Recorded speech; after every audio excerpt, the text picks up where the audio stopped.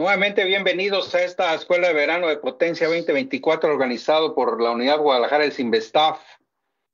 Esta sería la segunda charla del día y en esta ocasión tenemos a la maestra Gretel Quintana de Basterra, quien nos va a platicar sobre algunos aspectos de la simulación de celdas de combustible usando Simulink. Entonces, les comento que la maestra Gretel es estudiante de doctorado aquí en la Unidad Guadalajara y esta es parte de su trabajo. Pues sin más, agradeciendo de antemano la colaboración de la maestra Quintana, los dejo con ella. Adelante, Gretel, muchas gracias. Buenas tardes, doctor. Muchas gracias por la presentación. Como bien usted decía, el tema del que voy a estar hablando en la tarde de hoy es sobre la simulación de las celdas de combustible usando Simulink. En las celdas que les voy a estar mostrando van a ser la celda de combustible de óxido sólido y la celda de combustible de membrana de intercambio de protones.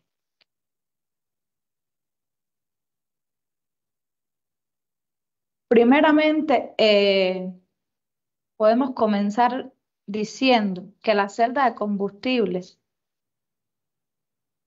va a ser semejante a una batería. Sin embargo, en la batería, pues va a tener sus propios reactivos dentro y en un momento o se necesita recargar la batería o se necesita reemplazarla totalmente. Sin embargo, la celda de combustible, pues esos reactivos se pueden almacenar de forma externa y mientras haya el combustible necesario para que ella funcione, pues ella va a estar funcionando. Además, es un dispositivo que va a convertir la energía química en energía eléctrica. Y aquí, pues, la eficiencia va a ser mayor. Por ejemplo, las partes fundamentales de cualquier celda de combustible van a ser el ánodo, el cátodo, el electrolito y el catalizador, que va a ayudar al proceso de que ocurran las reacciones en el ánodo y en el cátodo. En el caso de la celda de combustible de membrana de intercambio de protones, ¿cómo es su funcionamiento a grandes rasgos? Pues entra el hidrógeno al ánodo. Ese hidrógeno se divide en electrones y protones. Los protones sí pueden pasar en este caso el electrolito, que es la membrana de intercambio de protones, la membrana, desde el ánodo hasta el cátodo. Los electrones viajan por el circuito externo, obteniéndose la corriente eléctrica, y en el cátodo se unen los electrones, los protones y el oxígeno para obtener como subproducto el vapor de agua. Para el caso de la celda de combustible de óxido sólido, el funcionamiento es semejante, pero aquí lo que pasa es que lo que circula, lo que se transporta es a través del electrolito son los iones de oxígeno, que entonces van a reaccionar con los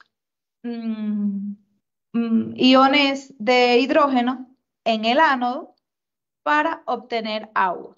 Y también se obtiene o se puede obtener la electricidad con los electrones del hidrógeno que viajan a través del circuito externo porque no pasan a través de la membrana.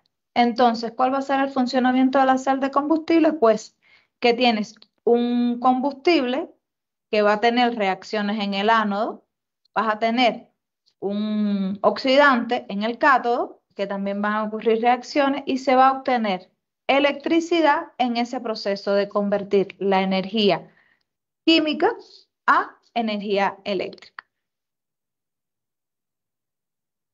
Entonces, una pregunta importante es, ¿por qué hablar de las celdas de combustible? En la actualidad, las celdas de combustible representan una tecnología prometedora en el campo de la energía eléctrica o en la transición que se está viviendo de los combustibles fósiles a las energías renovables. Son las celdas de combustible una alternativa limpia y además eficiente, pues ya vimos que el proceso de convertir energía química a eléctrica, pues es un proceso eficiente. Entonces, ¿cuáles van a ser las ventajas que están llamando la atención o las ventajas que hacen que las celdas de combustible sean atractivas? Su eficiencia. Pues no va a haber el problema de todos los mecanismos de la conversión de energía y la eficiencia va a ser una eficiencia alta. Van a existir bajas emisiones. ¿Por qué? Porque muchas de estas celdas de combustible lo que utilizan es el hidrógeno puro. Hidrógeno que si se obtiene a través de la electrólisis, esta electrólisis, por ejemplo, se puede llevar a cabo con la energía de las energías renovables, valga la redundancia, pues entonces no van a existir o va a existir muy pocas emisiones. Muchas trabajan con hidrógeno puro, otras celdas de combustibles utilizan otros hidrocarburos, pero siempre las emisiones van a ser menores que con la generación convencional. Por esta misma razón van a tener bajo impacto ambiental, pues van a utilizar hidrógeno y las que no utilizan hidrógeno, pues las emisiones van a ser menor que los combustibles fósiles. Tienen una flexibilidad de aplicaciones, pues se pueden utilizar desde vehículos eléctricos hasta generación distribuida, hasta generación estacionaria y actualmente están con un gran desarrollo y comercialización.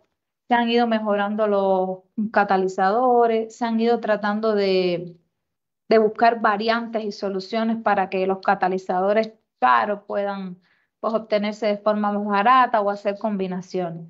Y sí se están comercializando, y hay muchas empresas comercializando celdas de combustible. Es por eso que se decidió o se tomó en cuenta analizar o estudiar las celdas de combustible, porque actualmente a la comunidad científica sí se les está dedicando tiempo a su estudio, a su comercialización, a su implementación. Existen varios tipos de celdas de combustible. Estas son las celdas de combustible pues más conocidas.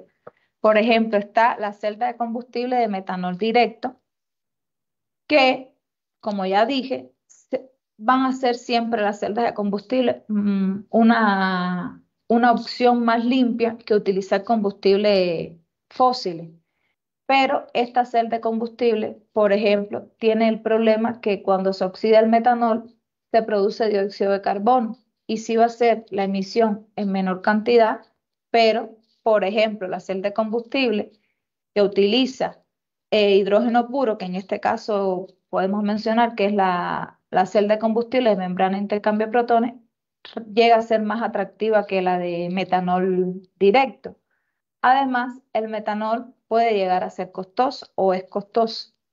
Está la celda de combustible alcalina, que una de sus desventajas o una de las particularidades que hace que no sea de las más atractivas es que el electrolito alcalino pues es costoso. Está la celda de combustible de carbonato fundido, que es una celda de combustible de alta temperatura, lo cual implica grandes desafíos en términos de encontrar materiales que sean resistentes a estas temperaturas y por tanto se hace costoso. Está la celda de combustible de ácido fosfórico, la cual pues también resulta costoso ese ácido fosfórico, destacándose entonces la celda de combustible de membrana de intercambio de protones y la celda de combustible de óxido sólido como las celdas que van, o que pudiéramos decir, más atractivas actualmente. ¿Por qué? Porque además de que, por ejemplo, la de membrana de intercambio de protones trabaja con hidrógeno puro, lo cual es muy atractivo en el tema de las emisiones, de la contaminación ambiental, aunque obtener ese hidrógeno también resulte ser un problema o tenga sus desventajas. se puede aplicar o tiene un rango de aplicación amplio, que es lo que también resalta en la celda de combustible de óxido sólido, que tiene una mayor rango de aplicación que el resto de las celdas aquí mencionadas, a pesar de que la celda de combustible de óxido sólido sí también es una celda de combustible de alta temperatura y va a tener ciertas desventajas, o hay que tener en cuenta ciertas sus características a la hora de implementar. ¿Qué quiero decir con esto? Que todas las celdas de combustible van a tener ventajas y desventajas, van a tener características apropiadas para algunas aplicaciones y otras celdas pues se van a ajustar mejor a otras aplicaciones. A la hora de escoger qué celda de combustible implementar, pues es importante saber qué quiero que me resuelva o qué quiero hacer con esta celda de combustible. Pero también es importante destacar que están como o resultan más atractivas la celda de combustible de membrana de intercambio de protones y la celda de combustible de óxido sólido. Por eso es que nuestra atención pues se ha centrado en estas dos celdas de combustible. Es importante para comprender mejor el funcionamiento de las celdas de combustible familiarizarse con distintos conceptos. El concepto de trabajo eléctrico en la celda de combustible, el concepto de energía libre de Gibbs o energía de Gibbs y el voltaje de funcionamiento de una celda de combustible. ¿Cómo podemos definir el trabajo eléctrico relacionado con las celdas de combustible? Bueno, el trabajo eléctrico va a ser la energía necesaria o la energía transferida cuando una carga se mueve a un voltaje determinado. O pudiéramos definirlo como el trabajo eléctrico va a ser la cantidad de energía eléctrica producida en la celda de combustible. Definiéndolo así, esta carga va a ser la carga eléctrica que fluye a través del circuito, que va a estar definida por el número de electrones y por la constante de Faraday, y por tanto el trabajo eléctrico relacionado con la celda de combustible lo podemos definir con el número de electrones por la constante de Faraday por el voltaje. También es necesario hablar o definir la energía libre de Gibbs. La energía libre de Gibbs va a ser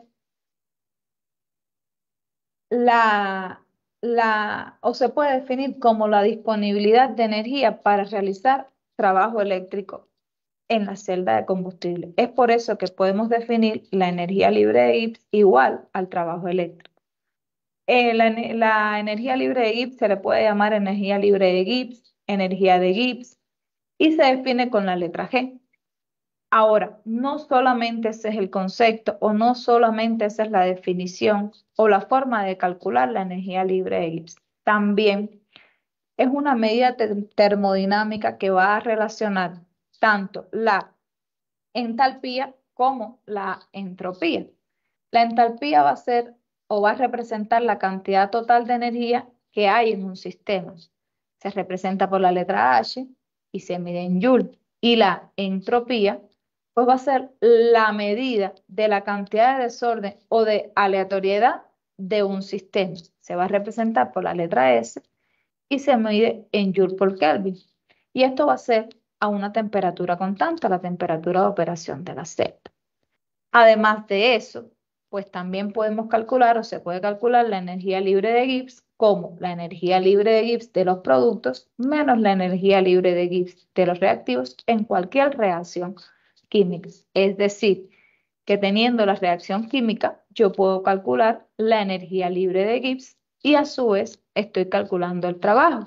Pero calculando la energía libre de Gibbs, pues puedo calcular el voltaje de operación o el voltaje a que está trabajando esa celda. Por ejemplo, si consideramos una reacción química general donde J moles de A reaccionan con K moles de B para obtener M moles de C más N moles de D, la energía libre de Gibbs teniendo en cuenta la energía de los productos menos la de los reactivos sería M por la energía libre de Gibbs de C más N por la energía libre de Gibbs de D, menos J por la energía libre de Gibbs de A, menos K por la energía libre de Gibbs de B. Y esto me sirve para cualquier reacción química que yo conozca sus valores. Si no conozco los valores de cada energía libre de Gibbs para tanto los productos como los reactivos y conozco la entalpía y la entropía, pues también puedo calcular la energía libre de Gibbs. Es importante destacar que estas entalpías y estas entropías están tabuladas en muchas bibliografías para distintos valores de temperatura. Por ejemplo, si analizamos la reacción química que se muestra hidrógeno más un medio de oxígeno y se obtiene agua, pudiéramos calcular la energía libre de Gibbs utilizando esta tabla que me muestra la entalpía y la entropía para el hidrógeno, el agua y el oxígeno. Y pues siguiendo esta ecuación que hemos encontrado aquí, se puede calcular la energía libre utilizando la tabla para las celdas de combustible de óxido sólido y para las celdas de combustible de membrana de intercambio de protones. Estos dos valores que se muestran aquí son valores que se encuentran tabulados muchas veces, pero que a veces pues no es exactamente ese valor, pues cambian las concentraciones, pues cambia la temperatura, pues cambia la entalpía o la entropía y podemos calcularlo de esta manera y obtener el valor para la reacción química que deseemos.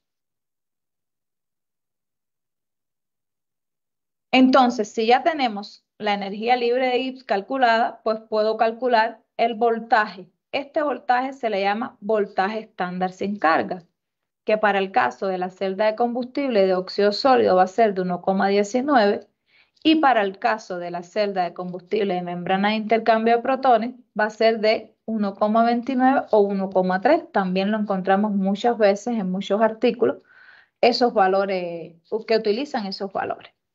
Y esto lo conocemos como el voltaje estándar sin carga.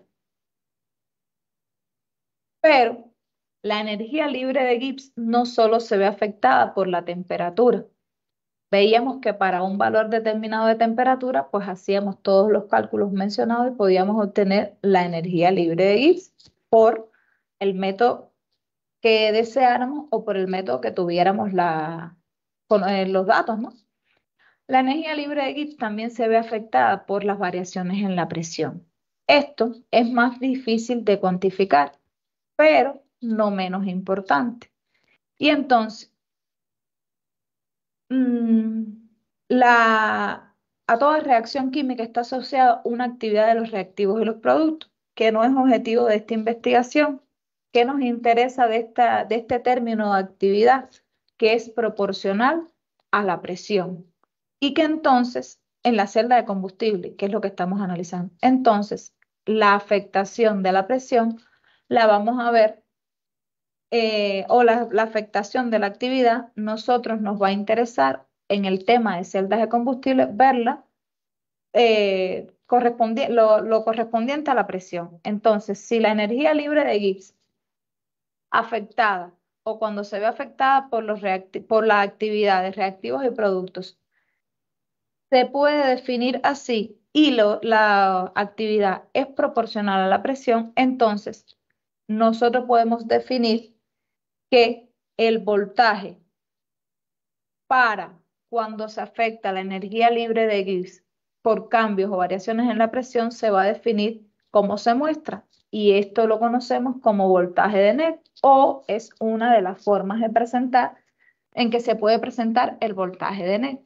Y con este valor nosotros podemos o ya se puede pasar a la simulación de las celdas de combustible. Pero ¿qué problema entonces aparece aquí? Aparece que se necesita calcular las presiones de los reactivos y los productos que intervienen en la reacción química, que en el caso que se está analizando de las celdas de combustible, pues es el agua. Ahora, después de revisar la bibliografía, se pudo encontrar las definiciones o cómo calcular las presiones para el hidrógeno, el agua y el oxígeno. Estas presiones van a estar relacionadas por distintos coeficientes, va a estar relacionadas con el coeficiente de flujo de combustible, en este caso del hidrógeno, por un nuevo concepto, pudiéramos decir, que es el uso del combustible, que va a demostrar qué tan eficiente se está utilizando el combustible, porque lo que él va a definir es la relación entre el combustible que reacciona con el combustible que entra al sistema y va a indicar qué tan eficiente se está utilizando el combustible en un proceso determinado o en la reacción química que se está analizando. Se dice, según la bibliografía revisada, que los valores entre los que él se puede estar moviendo es entre 0.8 y 0.9, que un valor óptimo es 0.85. N0 va a estar relacionado con el número de celdas en serie para la pila o el stack, depende de la cantidad de celdas que tengamos, pues eso lo va a definir N0 y eso es a la hora de implementar o a la hora de crear el stack o la pila, pues será el número de celdas que se le defina.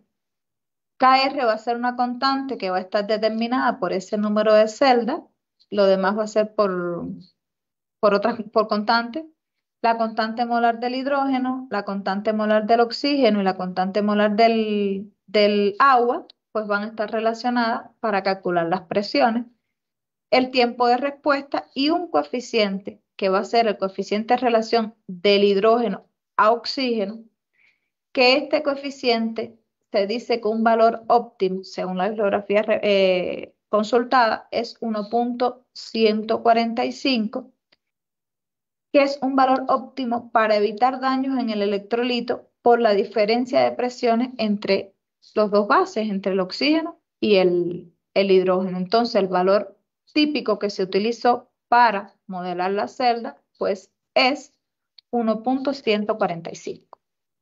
Después de encontrar entonces cómo calcular las presiones, ya se tiene cómo modelar o qué me va a regir el voltaje de la celda de combustible. Pero aparece otro problema.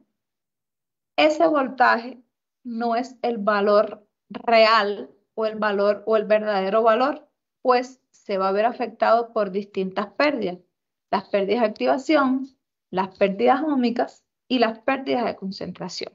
Esas son las pérdidas que mayor influencia tienen en el voltaje de una celda de combustible. Las pérdidas de activación van a ser o son las que están relacionadas con la caída de voltaje o con la energía necesaria para superar la barrera de activación. ¿Y qué cosa es esta barrera de activación?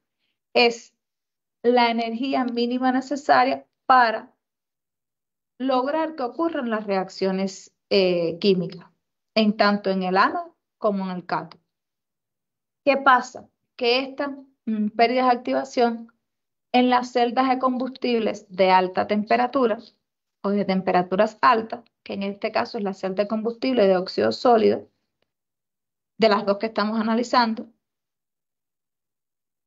a estas altas temperaturas existe una energía térmica suficiente para superar estas barreras de activación.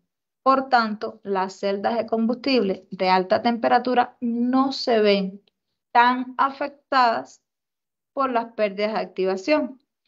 La energía cinética en ellas, de las moléculas, a estas altas temperaturas, pues va a facilitar que ocurran las reacciones. Y entonces, las pérdidas de activación pues van a ser pequeñas, no siendo así en las celdas de combustible de bajas temperaturas, pues van a tener una energía térmica menor y sí se va a necesitar pues utilizar una energía necesaria, que ya es la pérdida, para que ocurra la reacción. Están las pérdidas óhmicas, que como bien lo dice su nombre, va a ser las pérdidas relacionadas con la resistencia que se opone al paso de la corriente en la celda de combustible. Esta resistencia está determinada o es la resistencia de del electrolito, de la membrana, de las interconexiones de la pila, de las placas, y si va a estar presente o si se debe considerar en todas las celdas, porque todas las celdas sí se van a ver afectadas notablemente por estas pérdidas. Y por último están las pérdidas de concentración. La pérdida de concentración en una celda de combustible se va a producir cuando la cantidad de reactivos, tanto de combustibles como y oxidantes, en los electrodos no es la óptima para que ocurra la reacción. ¿Qué pasa con estas pérdidas en altas temperaturas? Bueno, pues que a altas temperaturas va a existir una mayor velocidad de difusión, por tanto estas pérdidas van a ser más insignificantes, pues se necesitan, donde sí se va a necesitar tenerlas en cuenta es en las pérdidas, disculpen, en las celdas de baja temperatura, porque la velocidad de difusión en ellas va a ser menor y entonces sí se van a notar más su influencia en el voltaje. También hay que destacar que en las celdas de combustible de membrana de intercambio de protones, la membrana necesita permanecer hidratada y esto también puede limitar el transporte de gases a través de la membrana. Por tanto, tenemos que tener en cuenta o hay que tener en cuenta ese efecto en las celdas de combustible en membrana de intercambio de protones. Entonces, teniendo en cuenta todas estas pérdidas, podemos decir que el voltaje de operación de la celda de combustible va a ser el voltaje de NES menos las pérdidas aquí mencionadas, las pérdidas óhmicas, las pérdidas de activación y las pérdidas de concentración. Entonces, después de analizado esto y de encontrar el valor para calcular el voltaje en las celdas de combustible, pues se analiza o se encuentra este diagrama de bloques de un modelo de celda de combustible de óxido sólido. Y este modelo ya se encuentra implementado en Simulink 2024 o muy semejante a este. Y como podemos ver, solo tiene en cuenta la pérdida de ni la de activación ni la de concentración, solamente tiene en cuenta las pérdidas óhmicas. Aquí están las tres las tres presiones, disculpen, la del hidrógeno, la del agua y la del oxígeno, y el cálculo del voltaje de NES. Entonces, con este diagrama de bloque y la implementación en Simulink, se puede entonces ver el comportamiento de la celda de combustible de óxido sólido. Este es o muy semejante a este, es el diagrama el diagrama que sí trae ya Simulink 2024 en su biblioteca. Ya lo trae implementado. Ahí vemos pues, que vamos a ver el comportamiento de la celda ante la carga. Tiene dos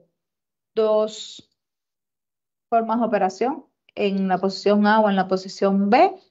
Aquí vemos el voltaje de referencia, aquí tenemos los osciloscopios que van a mostrar el voltaje y la corriente y las presiones y los resultados obtenidos.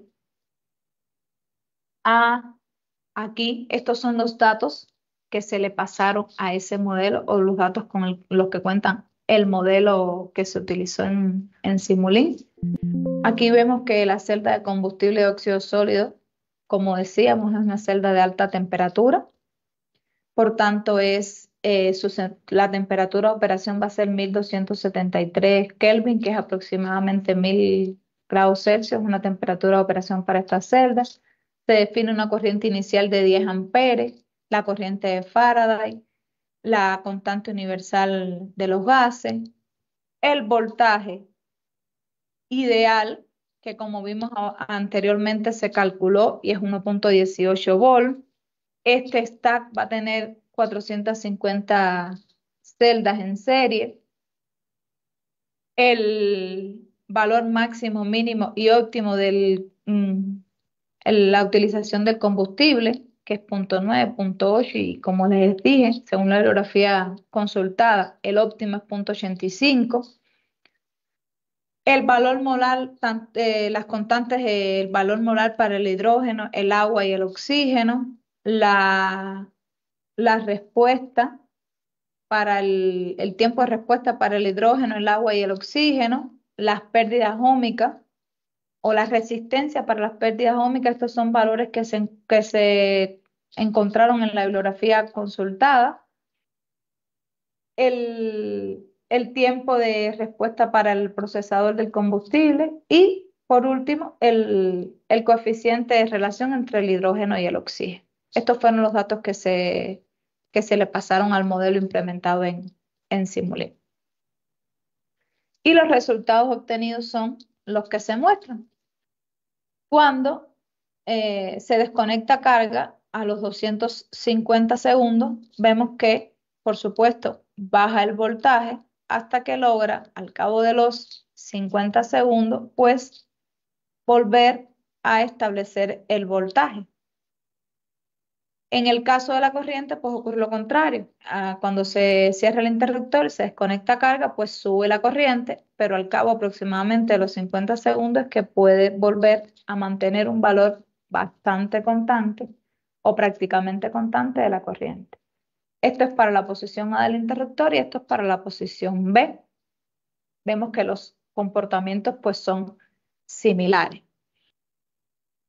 También se hizo una prueba sencilla donde se aumentó el número de celdas de 450 que tenía a 600 y por supuesto que el voltaje aumenta, pues aumenta el número de celdas en serie. Pero ahí vemos que el comportamiento es semejante. Al desconectar carga, pues baja el voltaje y aproximadamente también a los 50 segundos es que se puede pues establecer otro voltaje constante. Y el caso de la corriente pues es similar al que habíamos visto. Aquí lo que se destaca es que por supuesto aumenta el voltaje de operación de la celda, pues se conectan más celdas en serie.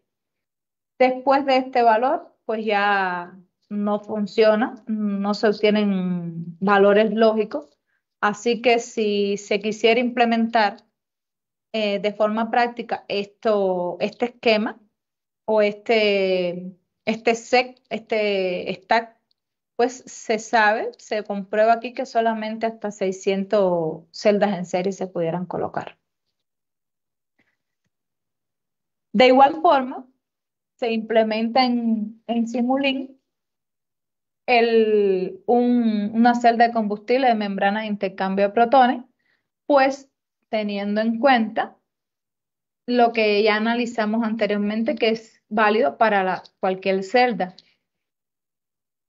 Este modelo no lo trae la biblioteca de MATLAB, es un modelo de una bibliografía revisada y pues hicimos algunas pruebas, algunos exámenes con este modelo.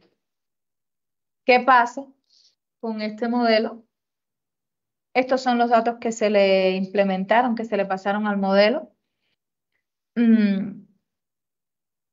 Este modelo es para la celda de combustible de membrana de intercambio de protones. Es una celda de baja temperatura. La temperatura de operación fundamentalmente es 70 grados Celsius, que es 243 Kelvin. La corriente inicial se tomó 40 amperes. Las constantes pues son las mismas. La constante de Faraday, me refiero a la constante de Faraday, a la constante universal de los gases. El potencial ideal, como habíamos calculado, se toma en 1.03. El número de celdas aquí es menor, es de 250 celdas para el stack completo. Y pues los valores molares constantes para el hidrógeno, el agua y el oxígeno, así como los tiempos, las pérdidas la resistencia para la pérdida, para las pérdidas óhmicas, las constantes para el reformador, pues sí se necesita para esta celda de combustible, reformar el hidrógeno que sea lo más puro posible. El radio o la constante para la relación entre el oxígeno, el hidrógeno y el oxígeno. Aquí, como sí se tienen en cuenta las pérdidas de activación y las pérdidas de concentración, pues hay que tener disculpen, el área de la celda activa y los parámetros AM y N para eh, calcular estas pérdidas. Y todos estos valores se obtienen fundamentalmente de esta bibliografía que se muestra aquí y de otra bibliografía, algún dato que no estaba pues explícitamente ahí, pues se consultaron otras bibliografías y se encontraron todos estos datos. Y los resultados obtenidos pues son semejantes en comportamiento. Pues vemos que a los 30 segundos, cuando hay la primera desconexión de carga, baja el voltaje y sube, pero que con un tiempo menor se vuelve a lograr establecer, ay, disculpen, un voltaje constante. Lo mismo pasa cuando a los 60 segundos vuelve a haber desconexión de carga, el voltaje disminuye, pero en menos de 10 segundos, pues se logra establecer o se logra mantener el voltaje constante. Y el comportamiento es similar para la corriente. Disminuye disculpen, aumenta la corriente a los 30 segundos, pero antes de los 10 segundos, pues ya se logró encontrar el valor constante o mantener constante la corriente. Igual a los 60 segundos aumenta y aproximadamente en 5 segundos, pues se logra mantener constante la corriente.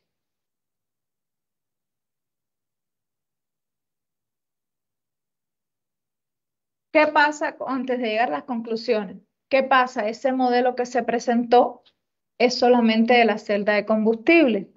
¿Qué sigue o qué se piensa seguir haciendo? Pues ver cómo utilizar o cómo complementar las celdas de combustible, por ejemplo, para brindar servicios auxiliares o, por ejemplo, para generación distribuida.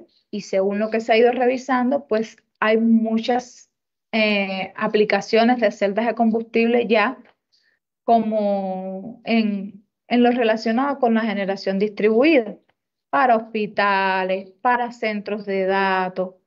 Y hay varias empresas que sí están pues ya utilizando estas celdas de combustible en generación distribuida.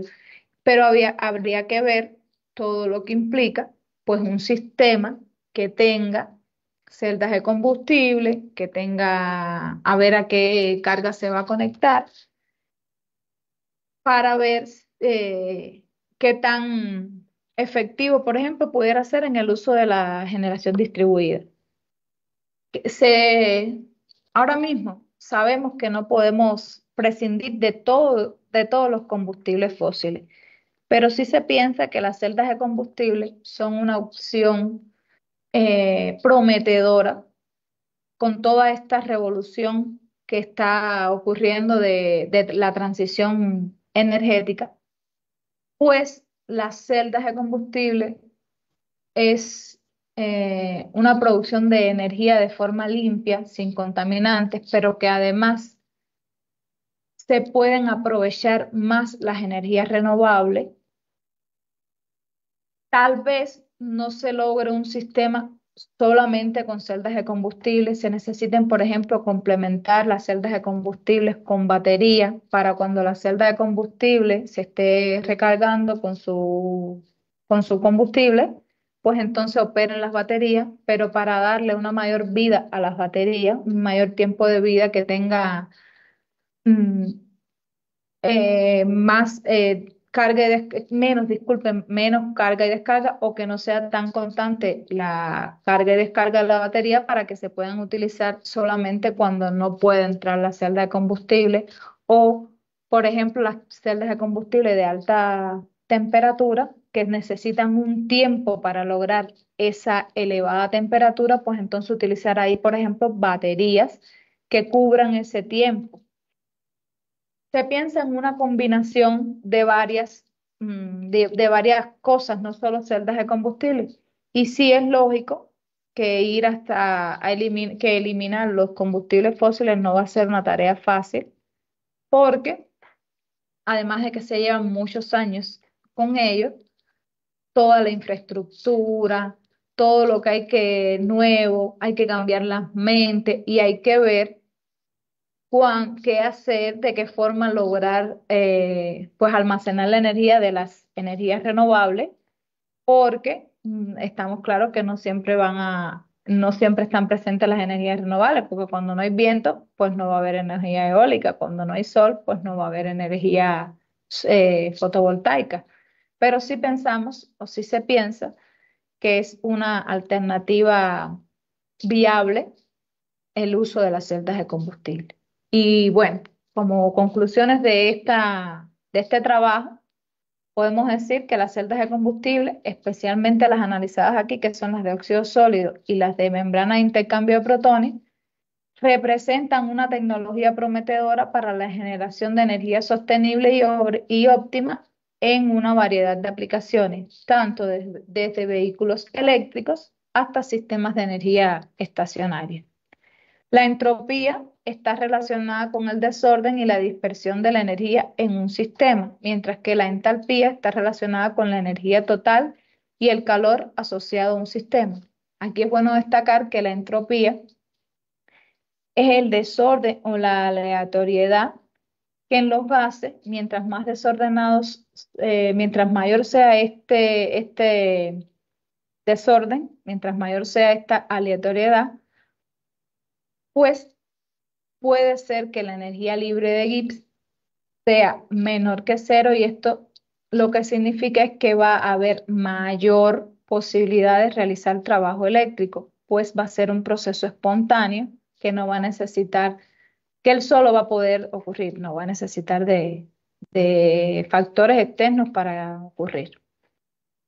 La energía de Gibbs no solo se va a ver afectada por la temperatura, también sufre cambios debido a variaciones en la presión y la concentración de los reactivos, y dichos cambios también es importante analizarlos. ¿Por qué esta conclusión? Porque muchas veces eh, vemos que solo se tiene en cuenta la energía libre de Gibbs cuando se afecta por la temperatura, cuando varía la temperatura, y no se tiene en cuenta en el cambio en las presiones o las variaciones en las presiones. Y ya vemos que el voltaje sí se va a ver afectado por estos cambios de presiones y por las pérdidas.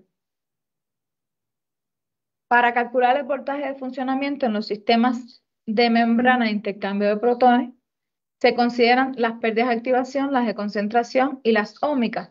Sin embargo, en las celdas de combustible de óxido sólido, en este caso solo se consideraron las pérdidas óhmicas, lo cual hay que tener en cuenta para otros estudios si se quiere involucrar, tener en cuenta mm, en el cálculo para las celdas de combustible de óxido sólido todas las pérdidas, pero ya vimos que realmente las celdas de combustible de altas temperaturas no se ven afectadas, no es significativo la afectación que tienen tanto de las pérdidas de activación como las de concentración. Aunque las celdas de combustible de membrana de intercambio de protones tienen tiempos de respuesta más rápidos, vimos ahí en los resultados obtenidos, y son ideales para aplicaciones móviles y portátiles, las celdas de combustible de óxido sólido ofrecen ventajas significativas en los términos de eficiencia, flexibilidad de combustible, porque no necesariamente tienen que trabajar con hidrógeno puro, durabilidad y aplicaciones estacionarias. La elección de una celda de combustible de óxido sólido puede ser más adecuada en situaciones donde se necesite una eficiencia energética, una flexibilidad de combustible y la integración a sistemas de energía distribuidos como prioridad, ¿verdad? Y los modelos analizados de celdas de combustibles implementados en Sim Power System proporcionan una forma efectiva de modelar y analizar el comportamiento de estas tecnologías, teniendo en cuenta tanto la afectación que tienen la, los cambios en la presión en la energía de Gibbs y las pérdidas, lo que va a facilitar su diseño y la optimización para aplicaciones específicas. Muchas gracias. Hasta aquí mi presentación. Muchas gracias a la maestra Gretel Esther Quintana de Basterra por esta presentación relacionada con las celdas de combustible. Tenemos unos minutos para hacer algunos comentarios adicionales. En cuanto a las celdas de combustible, pues a pesar de ser una tecnología muy prometedora para la generación de energía limpia y eficiente, pues se enfrenta todavía algunas dificultades que limitan un poco su adopción generalizada, sin hablar del costo, por supuesto. Pero existen otras cosas como parece ser que hay algunas comunidades que les da un poco de miedo el manejo del hidrógeno. ¿Qué podría decir usted sobre ese miedo posible del manejo del hidrógeno, Gretel? Bueno, sí existe el tabú de que el hidrógeno puede ser peligroso, pero sí hay todas las compañías, por decirlo de alguna forma, que manejan lo que es el almacenamiento del hidrógeno, pues ellos garantizan que si se hace de la forma correcta, pues no corre riesgo. El hidrógeno se almacena en unos tanques, en unos cilindros que ocupen el menor espacio posible y ellos garantizan que si se hace de la forma adecuada, pues no existe ese miedo, ese riesgo con el que sí tiene la mayoría de las personas. De acuerdo. Eh, en cuanto a la eficiencia, pareciera que las celdas de combustible son muy eficientes. ¿De qué niveles? Claro, dependerá también de diversos factores como la temperatura o la calidad del combustible que se maneje. Eh, ¿De qué niveles de eficiencia estaríamos hablando en una celda de combustible? Por hablar de forma general, se dice que hay una eficiencia de un 60 a un 85%.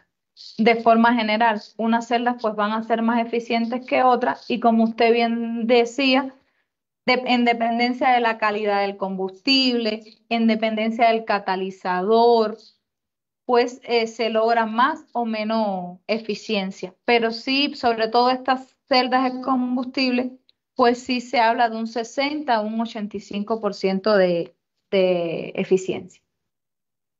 Ajá, sí, de acuerdo, muy bien. Eh, en cuanto, hay un concepto ahí en en el contexto de las celdas, que es el envenenamiento del catalizador. Eh, ¿Esto a qué se puede deber? Eso se puede deber, entre otros factores, a la pureza del combustible con el que se esté trabajando. Y por ejemplo, en las celdas de combustible de membrana de intercambio de protones, sí es uno de las desventajas, por decirlo de alguna forma, porque ellas sí necesitan trabajar o su funcionamiento ideal es con hidrógeno puro, no siendo así para las celdas de combustible de óxido sólido, que pueden utilizar otros hidrocarburos. Y entonces ahí hablamos del envenenamiento de la membrana en la celda de combustible de intercambio de protones.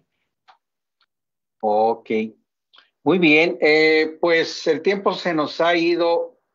Me gustaría, si usted pudiera cerrar con un mensaje en pro de las selvas. Bueno, las, para mí, que he estudiado un poquito sobre las celdas de combustible ya, sí son una opción y una variante prometedora en esta transición energética que está viviendo el mundo entero. Y como usted bien decía, todavía quedan muchas cosas por definir, quedan todavía muchos tabú que hay que resolver, pero creo que sí son una solución prometedora y sí las veo como, y sí veo a la celda de combustible como una opción viable y como un futuro de la obtención de la energía necesaria. Muy bien, pues muchísimas gracias a la maestra Greta Elester Quintana de Basterra por la presentación. Agradecemos a todos ustedes también su presencia, al Tecnológico de la Piedad, al Tecnológico de Tianguistenco. Gracias por estar con nosotros. Nos vamos a despedir por hoy. Esta semana, Escuela de Verano de Potencia del 2024, organizada por la Unidad Guadalajara el Investaf. Les recuerdo que las presentaciones quedan grabadas en el Facebook de la Unidad Guadalajara el Investaf, así como en el YouTube de la misma.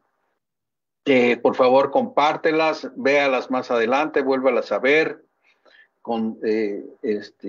coménteselas a sus amigos, sus colegas, de tal forma de darles difusión.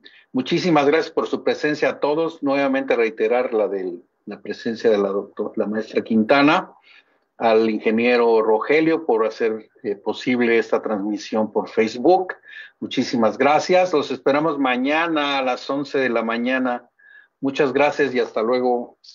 Gracias, doctor. Hasta luego. Gracias.